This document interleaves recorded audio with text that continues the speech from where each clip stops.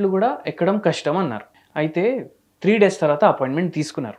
ఆ లోపు నేనేం చెప్పానంటే, ఈ పేషెంట్‌కి ఒక హోమ్ రెమెడీ చెప్తాను. ఒక 3 రోజులు వాడి చూడండి మీరు. జర నొప్పులు తగ్గుతాయి. దాని తర్వాత మీరు రండి అని చెప్పాను. Okay sir. ఇది మనకు రిలీఫ్ ఇస్తది ఈ హోమ్ రెమెడీలు. ఓకే. కానీ పూర్తిగా ఇప్పుడు ఇది సర్జికల్ కేస్ ఉండే. Okay sir.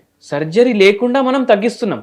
అయితే మనం కాన్స్టిట్యూషనల్‌గా మెడిసిన్ ఇస్తాం. ఓకే. కానీ ఈ కేసులో ఏమైంది, చాలా విపరీతంగా ఉండే పెయిన్ అండ్ ఇమీడియట్ రిలీఫ్ కోసం మనం హోమ్ రెమెడీ చెప్పినాం, ఒక హోమియోపతి మెడిసిన్ కూడా చెప్పినాం, కొనేసి వేసుకోండి ఒక 3-4 రోజులు అనేసి. అయితే ఫస్ట్ థింగ్ మనం ఏం చెప్పినామంటే ఒక హోమ్ రెమెడీ చెప్పినాం.